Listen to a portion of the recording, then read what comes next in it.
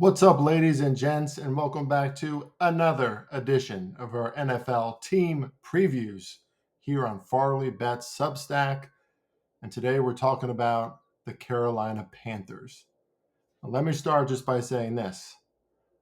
If I had to count, I'll say it this way. If I had $1 for every analyst, bettor, Twitter account, ESPN host that I heard talk about the prospective success of the Carolina Panthers last season, I'd be a millionaire. I mean, everyone and their brother was like, oh, Carolina Panthers could be something special this season. The ascension of Bryce Young, right? A new coach in Dave Canales, players coach, a guy a lot of people around the league love, a young guy, gets it. What happened? Not that, right? The Carolina Panthers had a very poor season. Now, it's yet another poor season, right? This has become a franchise pattern for the team from Charlotte, North Carolina. 7 consecutive losing campaigns have added up to a 36-80 mark the last 7 seasons. And last season, especially on defense, they were historically bad. For example, one stat, they allowed 534 total points. Now, I know in previous NFL seasons, you only had 16 games. Now you have 17 games, right, the last few years. But still, 534 points allowed in total. Historically bad defense. We'll see more of that once we get to the more granular stats here when I talk about the Panthers last season. And there's some reason to believe in improvement. But once again, you're starting to hear talking heads talk about the Carolina Panthers and how much they like them this season. And I say, not so fast. All right, let's just go over some stats from last year. Their offense was efficient enough in the red zone. They were 8th overall in red zone conversion rate, so that's good. Speaks to Bryce Young's maturation once he got into the red zone area. But no single aspect of their offense was above average as far as production goes. Besides yards per rush, they were 10th, 4.6 yards per carry. So that's good, right? They're a little bit better of a run blocking team. But Bryce Young in the bottom 6 of most passing categories, including passing yards and interceptions. Still very mistake prone. They were very bad in sack rate, 28th overall.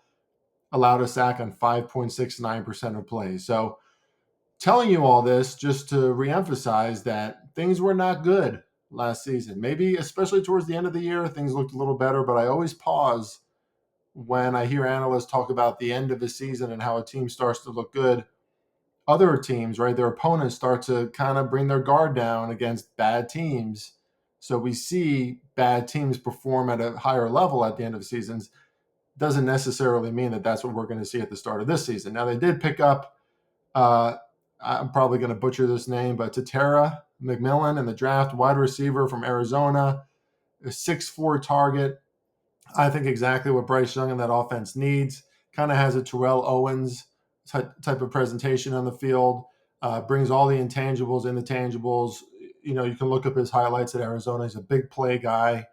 So that can't be a bad thing, and he certainly has great pro potential, but he is a rookie, right? So to expect him to kind of turn around the whole team, I don't know. Now they still have Adam Thielen, Xavier Legette from last season. They did okay, but again, this isn't necessarily a super talented wide receiver room, and the number one guy is going to be a rookie. Now, I also have to mention, because I'm sure you've heard it in the media, that Bryce Young is apparently, according to reports, a lot more vocal with his teammates in the huddle, in the locker room, becoming that leader for the team.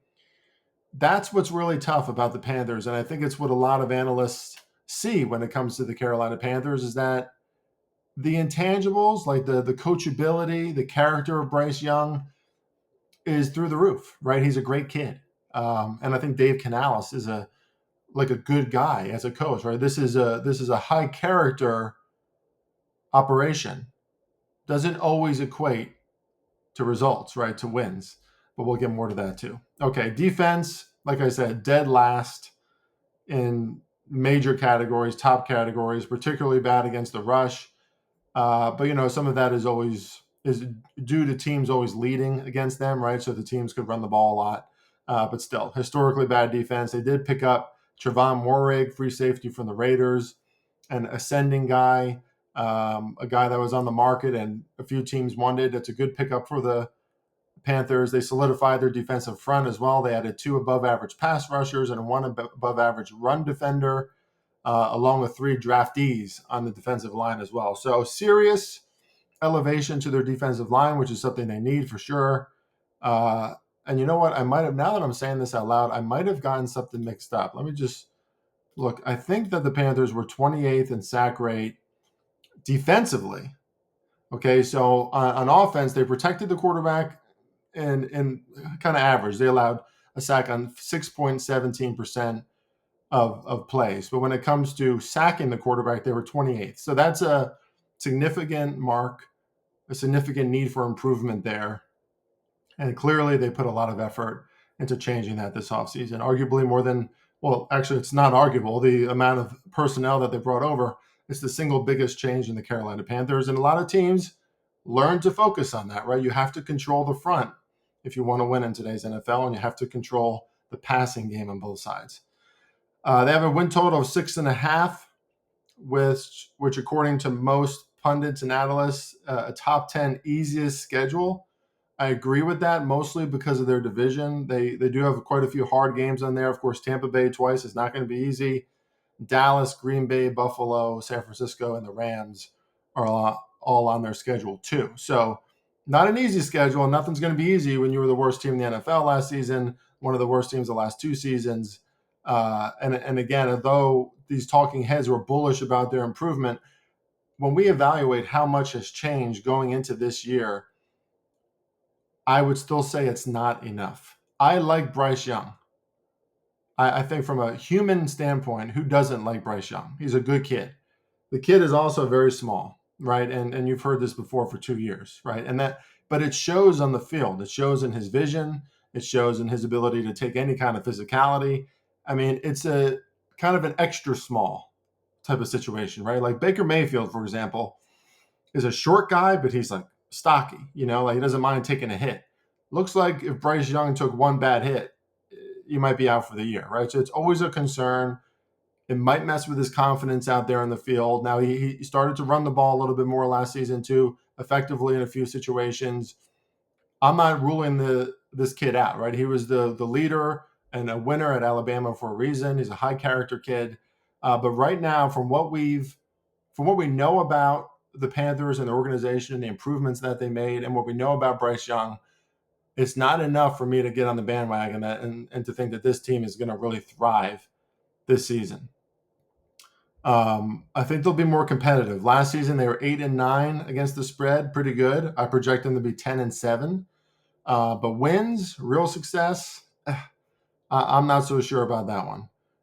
In fact, I would strongly lean under 6.5 wins. When you look at their schedule, you can only look at a few games, and they're mainly in their division. The Saints, maybe one game against the Falcons, but even there, right? The Falcons have a lot of talent, and they have a quarterback in Michael Penix Jr. who came in and played really well in 3 games right away for them. So there's more potential for the Atlanta Falcons than the Carolina Panthers, in my opinion. Strong lean under 6.5 wins. I give them a power rating of 60.